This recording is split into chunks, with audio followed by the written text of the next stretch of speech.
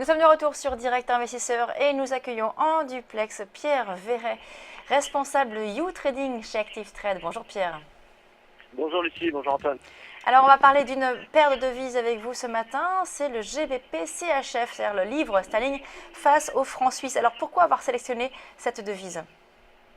Alors tout simplement parce que ces derniers temps, selon les différentes configurations techniques qu'on peut observer, on a une livre sterling qui fait partie des devises les plus fortes, qui est d'ailleurs la devise la plus forte en ce moment à court terme, étant donné les dernières respirations du dollar. Bien entendu, le dollar américain est également une des devises les plus fortes en ce moment, mais voilà, je voulais vraiment essayer de mettre l'accent aujourd'hui sur la livre sterling qui gagne du terrain face à plusieurs autres majeurs. Voilà. Ouais. Donc voilà, pour continuer, aujourd'hui on va surtout parler d'un rapport de force avec le franc suisse. Donc le franc suisse qui a fait pas mal parler de lui en ce début d'année. Finalement, sur un graphique journalier, on a un marché qui se traitait à l'intérieur d'une configuration en drapeau, qui intervenait à la suite d'un fort mouvement haussier suite au crack qu'on a vu le 15 janvier dernier. Récemment, les prix ont donc franchi leur ligne de résistance dynamique, mais sont toujours capés par une résistance que j'ai appelée R1 sur les 1,4673 environ, et qui symbolise le dernier plus haut également. Voilà. En ce qui concerne les indicateurs techniques, on a finalement un signal qui est confirmé, donc un signal pas de cassure mais de franchissement de ligne de tendance confirmée sur le RSI. Du côté de la DMI, on a un DI plus finalement au-dessus d'un DI moins qui symbolise donc une pression acheteuse qui se met en place sur la parité, avec un ADX aux alentours de 39,40, donc qui confirme bien que le mouvement est bel et bien en tendance. Ouais. Alors justement, Pierre, aller... par exemple, excusez-moi, je vous coupe, hein, juste pour expliquer peut-être à nos auditeurs ce que c'est que l'ADX et le DI. Allez-y. Alors finalement, l'ADMI, donc c'est un indicateur qui est composé, j'allais dire de trois lignes, hein, pour vulgariser un petit peu le langage.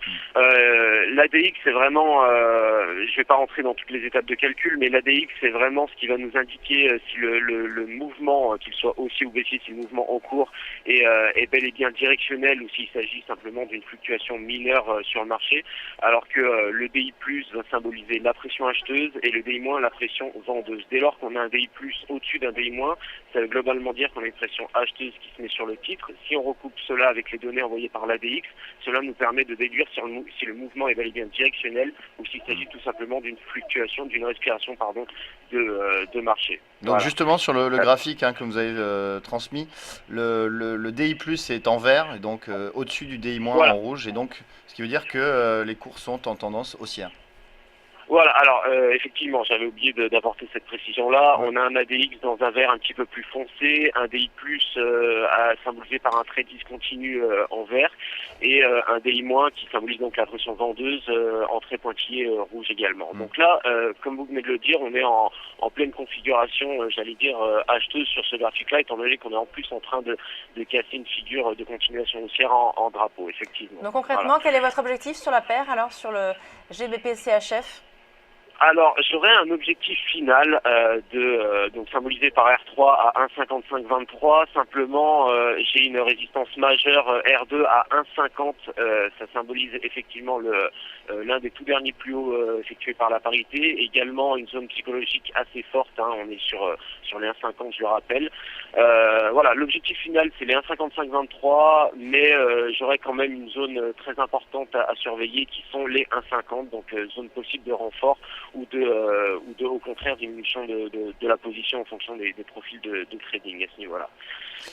Alors, il y a également le chart en 4 heures que vous avez transmis, où on voit que justement on est sur pas loin de la résistance R1, tout proche à 1,4673. Est-ce que là, donc, vous anticipez la cassure imminente de cette résistance ? Alors oui, pour répondre de manière tranchée, oui, j'anticipe la cassure. Maintenant, j'ai deux recommandations qui vont correspondre à deux profils différents de traders en termes de passage de position.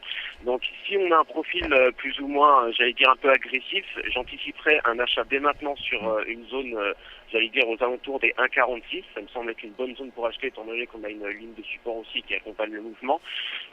avec une possibilité donc de stop loss suiveur. Le premier stop loss devrait être situé en dessous des 1,4560 pour ensuite être remonté à 1,4673 qui correspond donc à R1 avec un take profit sur les 1,50. Donc ça c'est un take profit intermédiaire étant donné que le take profit final sera sur les 1,5523. Maintenant, effectivement, si on est un peu plus prudent, le signal, la configuration est clairement haussière, mais on n'a toujours rien de confirmé tant que R1 n'est pas cassé. Donc on pourrait envisager de prendre une position d'achat dès lors qu'on aurait une clôture finalement en H4 ou même journalière au-dessus de R1 à 1,4673 avec un stop loss en dessous de celui-ci, en dessous de R1 à 1,4673 et un take profit toujours situé sur les 1,50. Très bien, merci beaucoup Pierre Verret, donc responsable de YouTrading chez ActiveTrade pour cette recommandation sur le GBP CHF. On marque une pause, on se retrouve tout de suite sur Direct Investisseur.